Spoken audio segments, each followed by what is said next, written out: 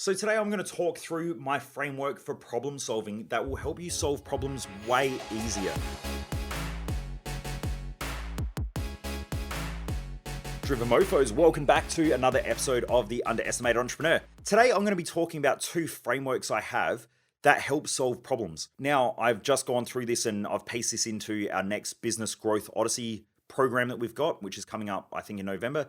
I wanted to run through this framework because I think that it helps. It's so easy if you understand the steps to solve a problem instead of getting caught in the problem. Most people that I know, when they have a problem, they just stress out about it, they complain, they bitch, they moan, they whinge, and nothing really changes. A lot of business owners go through this, but a lot of people go through it in general as well. So if you don't have a pen and paper, I highly recommend that you grab one. If you are listening to this while you're driving or whatever, go back and listen to it later. But here's the problem-solving matrix or the problem-solving framework that I have created for our Business Growth Odyssey participants. There's a whole training along that I'm going to do in the next Business Growth Odyssey, but let's talk about it today. So this is how you solve problems step by step and go through it in a process where you can logically think through it. Now, for those of you who don't know who I am, I'm Michael Mojo, founder of Mojo Human Performance Institute.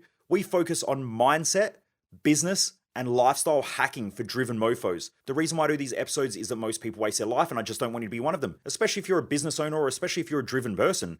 You want to make the most out of life and squeeze all the juice out of it, not be one of those people that give up on their goals and dreams and, just don't achieve great things. And I watch the amount of pressure that driven people put on themselves where it can become so overwhelming. Sometimes, it can just create this huge amount of tension in people because they know that they're driven and they're bound to do something great. They just don't know how to make it happen. And so part of these podcasts I hope they're resonating with all the driven people out there, where you realize that you're different. You're different than the majority of the population. Most people are fucking lazy.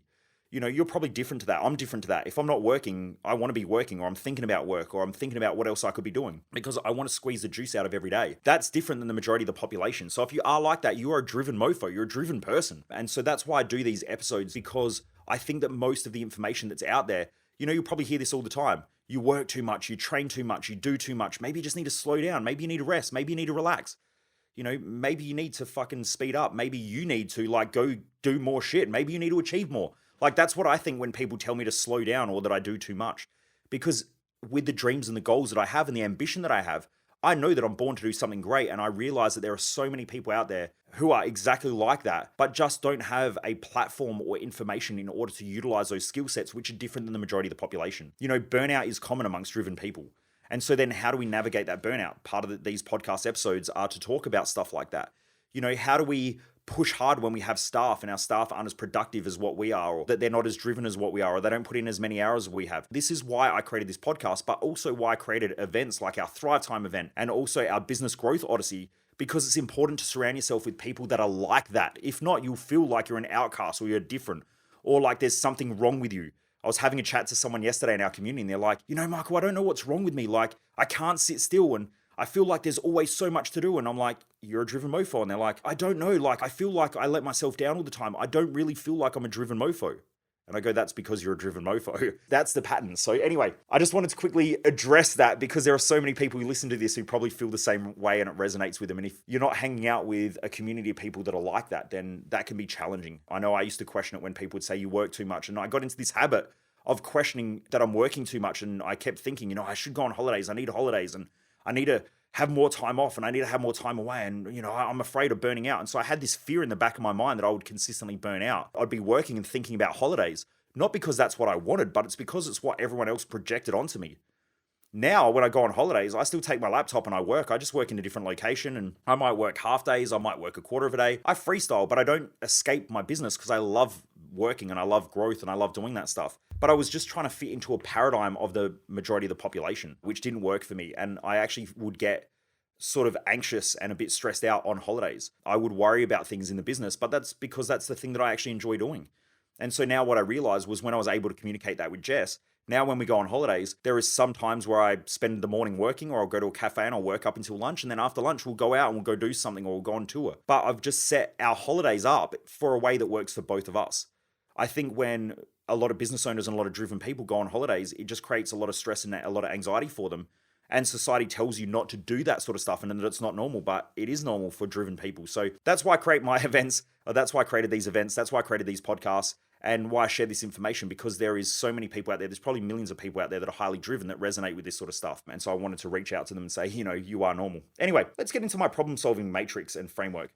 So here are the 4 steps to solving a problem in a really quick framework so that you don't get caught in it and then fuck around in your own head, like getting stressed. Why is there this problem there? And you know that self-talk that most people have that then stops them from solving the problem. Then you get into a bitchy mode or you get overstressed.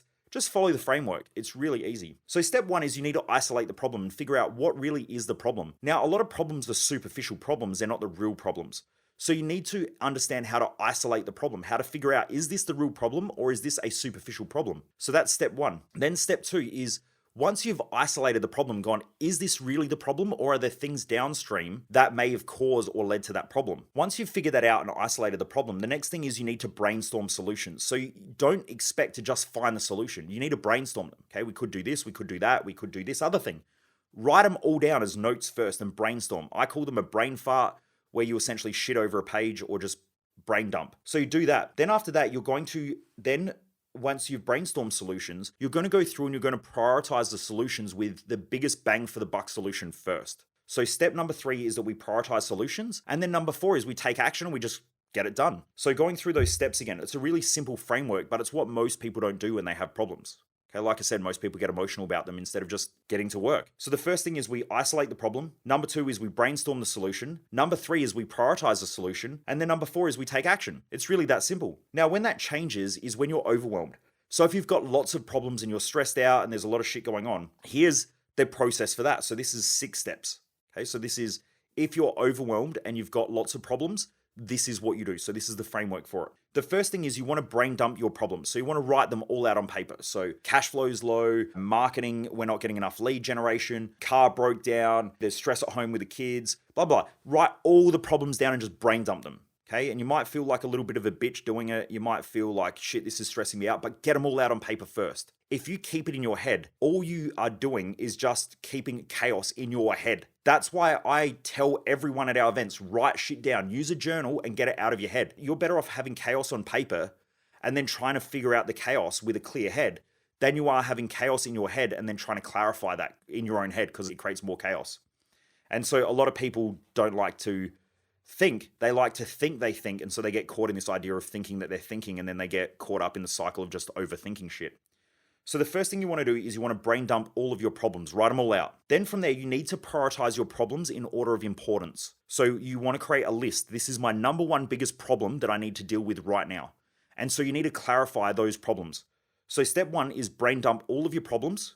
Step 2 is you need to prioritize the problems in order of importance. Once you've done that, then you go through and you isolate the most critical problem. So we've got our number 1 problem now, and we've isolated that number 1 problem. We're going to brainstorm solutions to problem 1 only. Okay, just to the first problem, the biggest bang for the buck. So we're going to brainstorm solutions to problem number 1, and then we're going to prioritize solutions to that problem, and then we're going to take action and execute. And then we're going to keep repeating that until those problems start to get solved, the whole priority problems.